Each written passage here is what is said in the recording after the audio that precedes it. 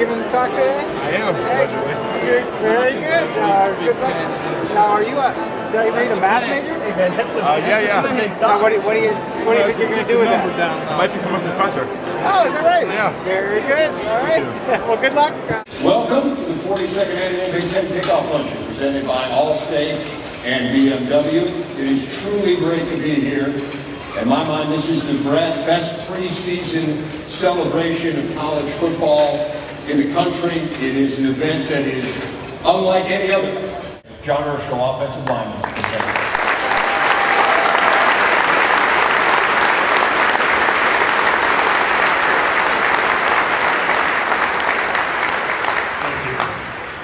Before I begin, I'd like to start by thanking both Coach O'Brien for bringing me to this little get-together and the Big Ten for the honor of speaking on behalf of the players at this luncheon. It's humbling to say the least. I'm not nearly as eloquent as Kirk Cousins, nor as charismatic as Denard Robinson. I'll do my best. I took a course in public speaking my sophomore year, but unfortunately for me, it was online.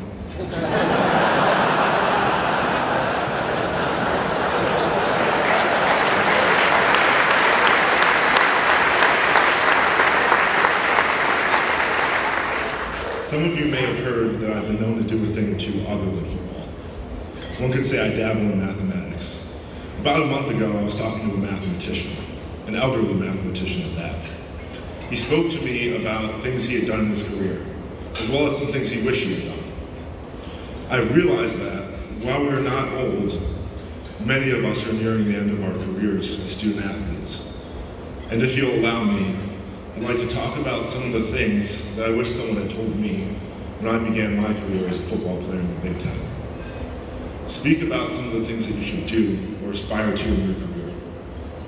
There should be 4 goals: to master your craft as a football player, to make your mark in your community, to help the young players that follow in your footsteps, and to prepare for the day that your football career ends. Because our careers are so short, and our lives hopefully long, planning and preparing for a life without football is the most important of these 4 goals, but also the easiest to neglect. The first goal is to master your craft as a football player. By that I mean work to perfect your technique, become a student of the game, study film, and develop yourself fully as a football player. Not all of us will become great college football players, but if we fail in that respect, it should not be due to a lack of commitment and discipline. The road to greatness is filled with distractions. We're constantly told how good we are. It's easy for a young player to fall into the comfortable lull of complacency. The key is to not forget the hard work and dedication that has gotten us here. Our goal should be to become the best football players we can possibly be while gaining our degrees in the process. To do anything less is nothing short of a waste of the privilege that we have been afforded. We won't all be great football players, but we can all aspire to be great. We can aspire to play the game as it was meant to be, while still succeeding in the classroom. Follow the example set by so many of the great student athletes that have come before us, and consider ourselves blessed to be able to represent our respective universities. I know I'm honored to represent Penn State.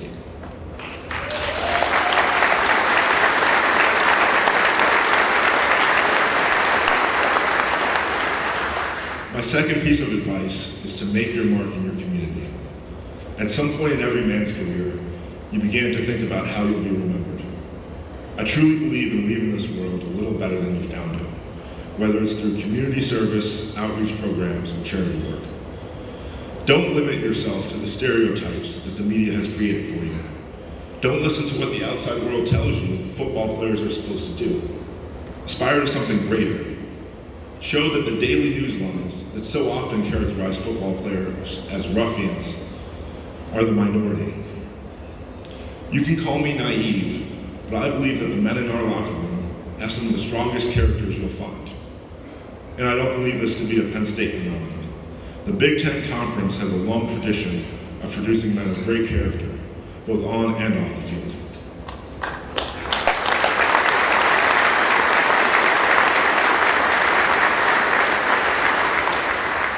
This begs the question, how to keep it this way? This brings me to the third goal, to guide the next generation of Big Ten football players. As we near the conclusion of our collegiate careers, we cannot forget to bring the next group of football players along, to continue this virtuous cycle of football molding boys into men.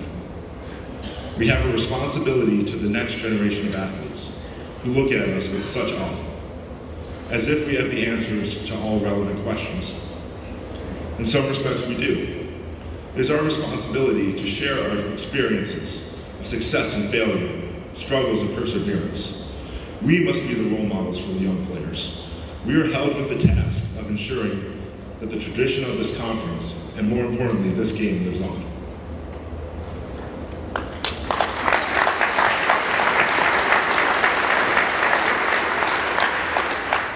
My last piece of advice is to plan ahead for the day that your football career ends. Regardless of how far football takes us, we will all leave this game at a young age and with lots of life left ahead of us. Whether we achieve all of our hopes and dreams or fall crushingly short, all of our careers will eventually end. Some of us will become coaches or sportscasters, and some of us will leave the game altogether, carrying the lessons learned to our respective careers. What we cannot afford is to not move on. To do so would be to succumb to the thought that we only know how to do one thing. And for any of us to accept such an idea is nothing short of tragic.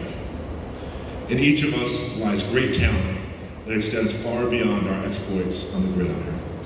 Our whole is much more than the sum of our physical parts. And I have no doubt that this generation of football players, like those who have come before us, and those who will come after us, will make contributions to this world that far exceeds the limit of the football field. Thank you.